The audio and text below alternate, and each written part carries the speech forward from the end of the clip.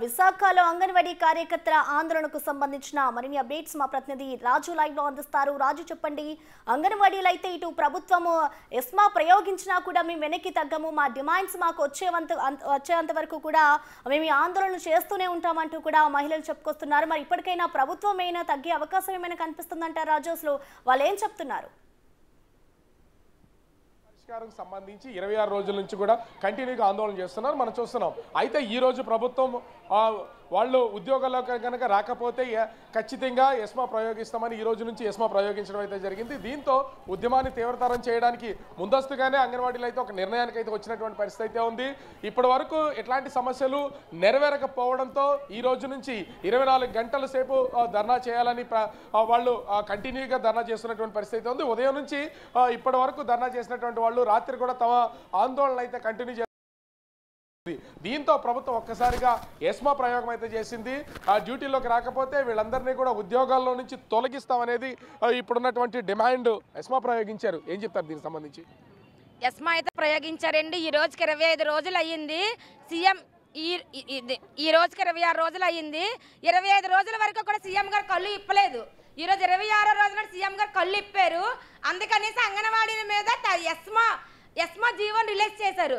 ESMA GO కాదు కదా CM గారికి తస్మాత్ జాగ్రత్త అని కూడా చెప్పదలుచుకున్నాం మేము అంగన్వాడీల తరపు నుంచి. మీరు ఇలాంటి జీవోలు ఎన్ని ఇచ్చినా సరే మేము భయపడేది లేదు. మీరు ప్రకారం మీ ఉద్యోగాలన్నీ తొలగించబడతాయి, తర్వాత మీ కార్యాచరణ ఏంటి అసలు? మా ఉద్యోగాలు తొలగించనివ్వండి, మా ఉద్యోగాలు పోయినా సరే మేము భయపడట్లేదు. ఇప్పుడు మీరు ఇచ్చిన ఎస్మా జీవో మాకేం పనికి వస్తుంది అంటే మీరు మమ్మల్ని ఇప్పుడు గవర్నమెంట్ ఆ ఎస్మా జీవో గవర్నమెంట్ ఉద్యోగస్తులకే వర్తిస్తుంది. అయితే ఇప్పుడు మేము గవర్నమెంట్ ఉద్యోగస్తులు అంటే మీరు గుర్తించారా లేదా చెప్పండి. గుర్తించారు కనుక ఇప్పుడు మా అంగన్వాడీల వైపు నుంచి మీరు భయపడి ఎస్మా జీవోని ఉద్యోగాలను గుర్తించి మీరు రిలీజ్ చేశారు. ఈరోజు ఇలాంటి జీవోలు ఎన్నో చూసాం. సో ఎమర్జెన్సీ ఎసెన్షియల్ సర్వీస్కి సంబంధించినటువంటి ఎస్మాని ప్రస్తుతం రాష్ట్ర ప్రభుత్వం ప్రయోగించినటువంటి నేపథ్యంలో అంగన్వాడీలో వాళ్ళ ఆందోళన అయితే కొనసాగిస్తున్నటువంటి పరిస్థితి అయితే కనిపిస్తుంది. కానీ ఎక్కడ తగ్గడానికైతే వెనకాడట్లేదు. మమ్మల్ని ప్రభుత్వ ఉద్యోగులుగా గుర్తించి ఎస్మా ప్రయోగించినందుకు ధన్యవాదాలు సీఎంకే చెప్తున్నారు. కానీ ఎస్మా ప్రయోగించి ఉద్యోగాలు తొలగిస్తే ఖచ్చితంగా రానున్నది ఎన్నికల సమయం కాబట్టి వాళ్ళ టైం వస్తుంది. ఇదే వీళ్ళ ముందున్నటువంటి మోటో. దాదాపుగా 1,08,000 మంది ఉద్యోగులు అంగన్వాడీలు ప్రస్తుతం అయితే ఆందోళన చేస్తున్నటువంటి పరిస్థితి అయితే కనిపిస్తుంది.